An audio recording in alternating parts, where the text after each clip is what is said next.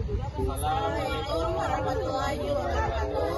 Kami dari kelompok 10 ingin memaparkan materi tentang revisi linear berganda. Perkenalkan, saya Naila Anjika dengan NIM 3821201. Perkenalkan, nama saya Fadil Nisa dengan NIM 2382120113. Perkenalkan, nama saya Gustian dengan NIM 2382120095.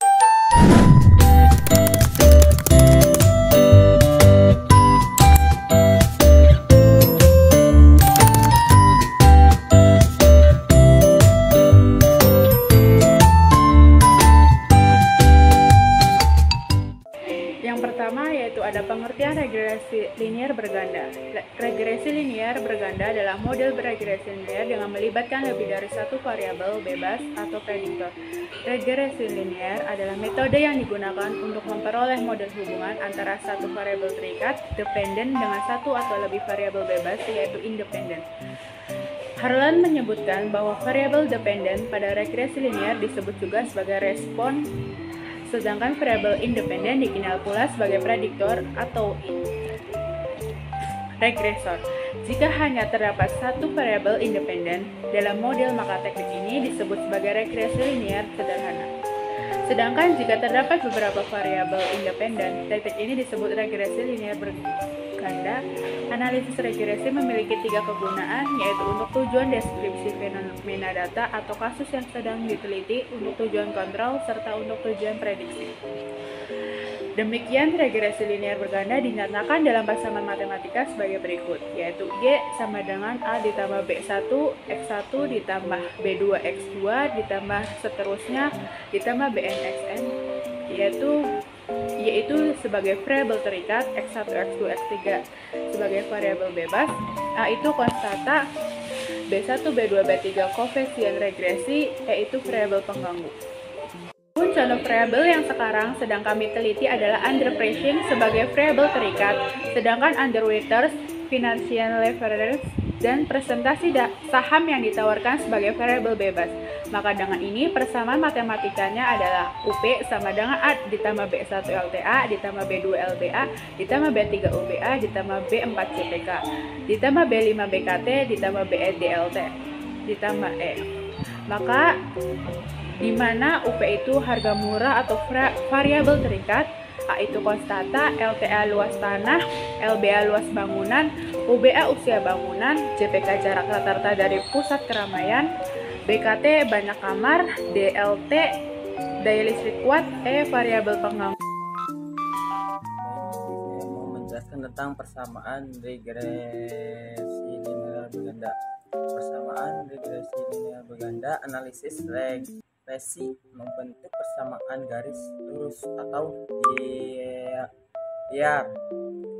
linear dan menggunakan persamaan tersebut untuk membuat perkiraan atau prediction nilai suatu variabel terkait A jika nilai variabel bebas atau X yang berhubungan dengannya sudah ditentukan secara umum. Persamaan regresi dinamakan variabel terikat atau A, merupakan nilai yang diprediksi.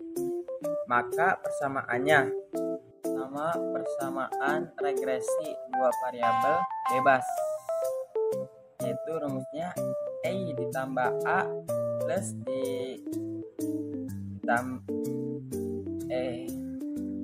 persamaan regresi dua variabel bebas. Contohnya A sama dengan A ditambah B1 X1 ditambah B2 X2. Yang kedua, persamaan regresi tiga variabel bebas. Contohnya A sama dengan A ditambah B1 X1 ditambah B2 X2 ditambah B3 X3. Yang ketiga, persamaan regresi untuk K variabel bebas. Jadi contohnya Y sama dengan A ditambah B1 X1 ditambah B2 X2 ditambah B3 X3 ditambah titik-titik ditambah B X BK XK, dimana A variabel terikat atau variabel dependen atau variabel yang dipengaruhi, X variabel bebas atau variabel independen atau variabel yang mempengaruhi, A konstanta atau intervention yaitu sifat bawaan dari variabel A, B1, B2, B3 B1, B2, Bn parameter yang menunjukkan slope atau kemiringan garis regresi. Selanjutnya, yang pertama koefisien regresi linear berganda.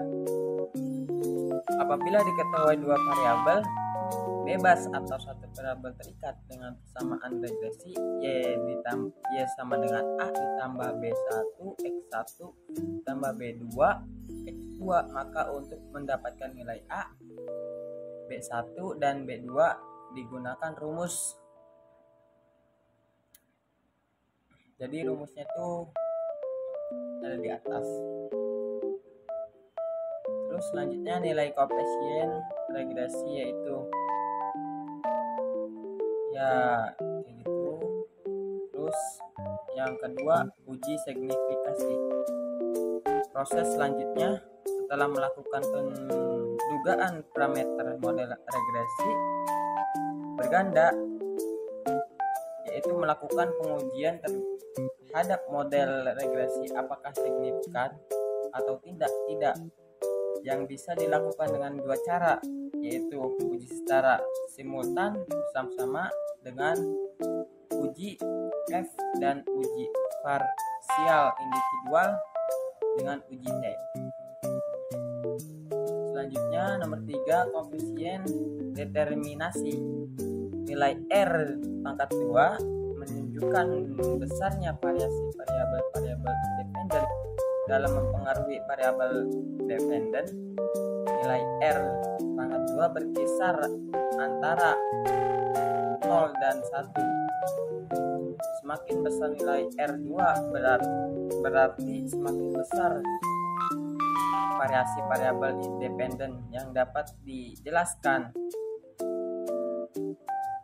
oleh variasi variabel independen.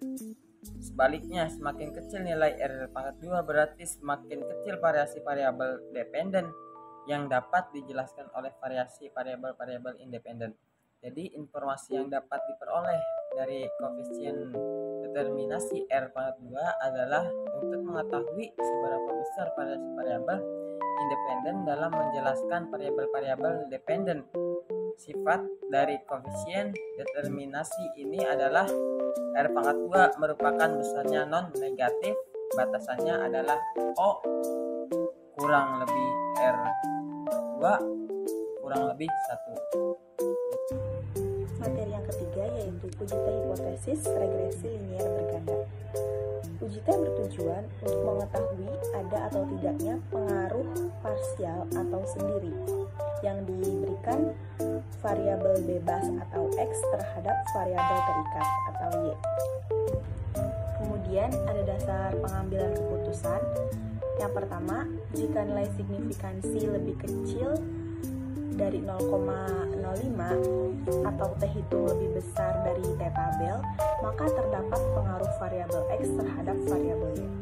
Sebaliknya, jika nilai signifikansi lebih besar dari 0,05 atau T hitung lebih kecil dari T tabel, maka tidak terdapat pengaruh variabel X terhadap variabel Y. Kemudian rumus T tabel yaitu T tabel sama dengan T buka kurung A dibagi 2, kemudian N dikurangi K dikurangi 1. Kemudian ada contoh uji T regresi linear berganda. Di sini kami ambil contoh pengaruh motivasi dan minat terhadap prestasi, yang dimana motivasi sebagai X1 dan minat sebagai X2, sedangkan prestasi yaitu Y atau variabel terikat.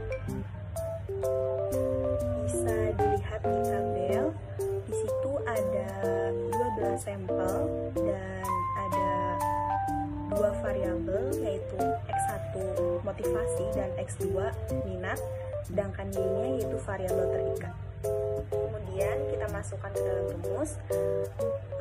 Rumusnya T tabel sama dengan T. A itu 0,05. 0,05 itu memang sudah jadi standar statistik. Jadi A-nya itu 0,05, kemudian dibagi 2 yaitu hasilnya 0,025. Kemudian N yaitu jumlah sampel, yang dimana jumlah sampelnya itu tadi 12. Kemudian dikurangi K itu adalah jumlah variabel, yang dimana jumlah variabelnya itu ada 2.